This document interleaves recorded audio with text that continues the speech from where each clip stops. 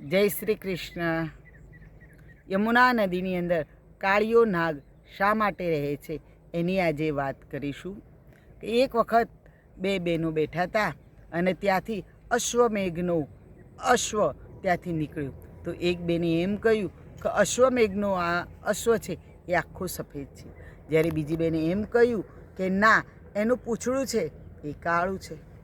હવે ઘરે જઈ અને પેલી બેનને યાદ આવ્યું કે ના, વાત તો સાચી છે, પણ એ પહેલાં એ બંનેએ વાત કરી દીધી હતી, નક્કી કર્યું હતું કે જે ખોટી પડે એ બીજાની દાસી બને.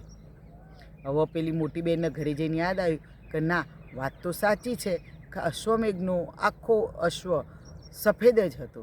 હવે એના ઘરે જઈ અને એના પુત્રો એટલે કે સાપ, નાગ દેવતા, એમને વાત કરી. તો કે જ્યારે અમે એ ઘોડો જોવા જઈએ તો તમે 2-3 ભાઈ એ અશ્વના પૂંછડે એમ કહે વીંટાઈ જજો, એટલે આપણને અશ્વ છે એનું પૂંછડું કાળું દેખાશે. દૂરથી આ બંને બહેનો એ અશ્વને જોવા માટે ગઈ તો જોયું તો દૂરથી અશ્વનું પૂંછડું કાળું દેખાયું, કારણ કે એ પૂંછડે 2 સર્પ વીંટળાઈ ગયા હતા અને નાની બહેનને દાસી બનાવી. નાની બહેન તો સહજ રીતે માની ગઈ.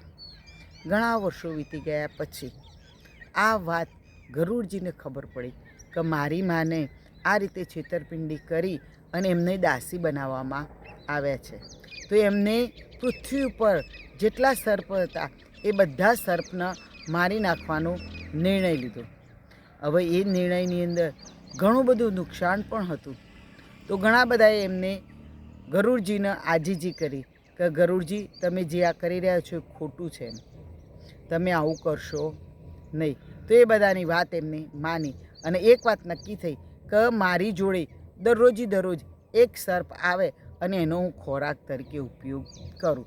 આમ કરતાં કરતાં કાળિયા નાગનો વારો આવ્યો. એને ગરુડજી જોડે જવાનું હતું ને એનું મોત ગરુડજીના હાથે લખાયેલું હતું. પણ કાળિયો નાગ એમ કે ના, હું શું કરવા ગરુડ જોડે જઉં, મારો શું વાંક છે? એ ગયો નહીં. તો એ વખતે ગરુડજી છે એ યમુના નદીને કાંઠે આવ્યા અને ત્યાં બેઠા અને એમની પાછળ એમ કોઈ ધ્યાન રાખ્યું કે ભાઈ અહીંથી કાળિયો નાગ જાય છે ક્યાં. તો પાણીમાં ભરાઈ રહ્યો, એની અંદરથી બહાર નીકળ્યો નહીં. હવે ગરુડજીને શું ભૂલ થઈ કે ત્યાં બેઠા હતા અને એમને ભૂખ લાગી. તો યમુના નદીની અંદર જે માછલીઓ હતી એ એમને ખોરાક તરીકે ઉપયોગ કર્યો. તો મોટી માછલી હતી એમને ફરિયાદ કરી ભગવાનને કે ભગવાન, ગરુડજીએ તો નાની માછલીઓ એ અમારો ખોરાક છે, પણ ગરુડજી છે એ ખોરાક ખાઈ ગયા. તો ગરુડજીને શ્રાપ આપવામાં આવ્યો કે ગરુડજી કે જો તમે યમુના નદીને કાંઠે જશો અથવા તો યમુના નદીની અંદર જશો તો તમને એમ કે તમારું મોત ત્યાં નિશ્ચિત છે.